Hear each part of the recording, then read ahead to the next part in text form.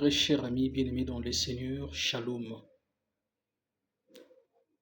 Nous avons l'honneur, le plaisir aujourd'hui de vous parler d'un sujet sur la foi. Notre sujet s'intitule « La foi est un pont. La foi est une passerelle ». Il existe deux réalités dans le monde des hommes, deux réalités que nous ne pouvons jamais ignorer en tant que des chrétiens. La première réalité, c'est la réalité visible. La deuxième réalité, c'est la réalité invisible. En tant qu'un enfant de Dieu, vous ne pouvez jamais ignorer ces deux réalités.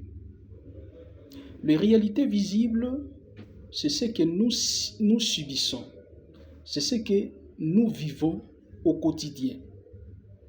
Alors que les réalités invisibles, c'est ce que nous souhaitons ou c'est ce que nous désirons, c'est ce que nous voulons voir, expérimenter dans notre vie, mais sans avoir le pouvoir de les posséder. Dans le livre de Hébreux chapitre 11, verset 1, la Bible définit la foi comme une ferme assurance des choses qu'on espère, une démonstration de celles qu'on ne voit pas. Très cher ami bien-aimé dans le Seigneur, la foi est une passerelle. La foi est un pont qui nous permet de quitter le monde visible, de réalités visibles vers des réalités invisibles. La foi est un pont, est une passerelle qui nous permet d'avoir, de posséder, de ramener des choses qui sont dans le monde invisible vers le monde visible. Très cher ami bien-aimé dans le Seigneur, le monde invisible est une réalité. Ce n'est pas une illusion. Le monde invisible est une réalité en matière de combat spirituel et en matière de foi. Dans Marc chapitre 5, verset 28, la Bible nous retrace l'histoire de la femme de perte de sang. Cette femme avait un problème sérieux de perte de sang.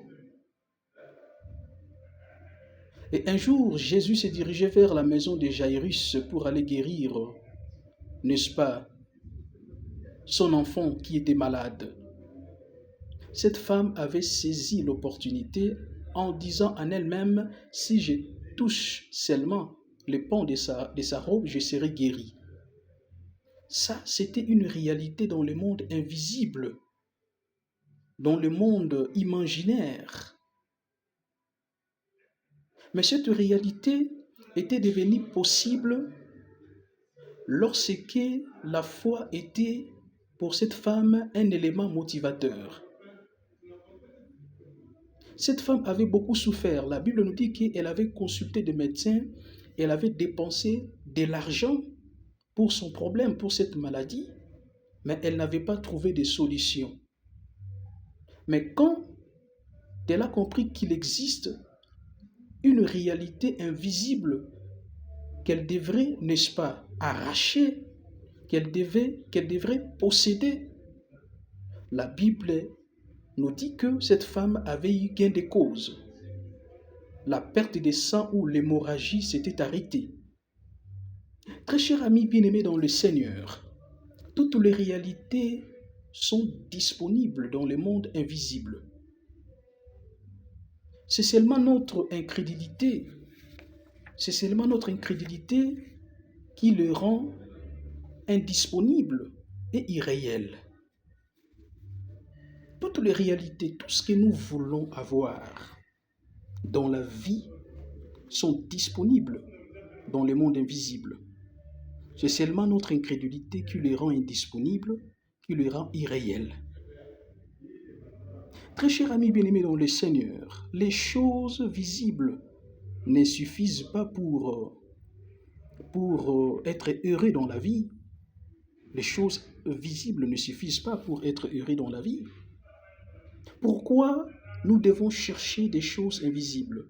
C'est pour avoir une vie heureuse, une vie paisible. Pourquoi? Parce que une chose possédée par la foi apporte plus de joie qu'une chose possédée par la force.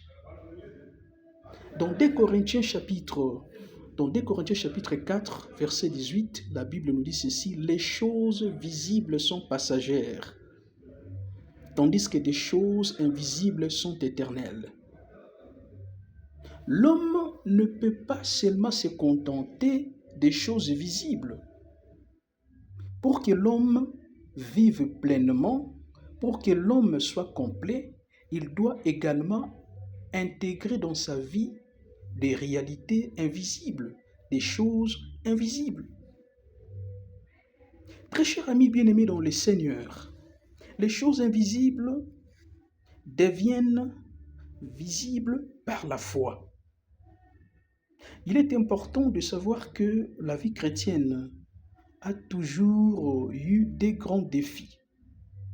Le premier défi, c'est de ramener l'invisible dans le visible. Le deuxième défi, c'est de ramener les scripturaires dans le vécu. Ce sont les deux grands défis que les chrétiens ont toujours connus depuis la naissance du christianisme jusqu'à ce jour.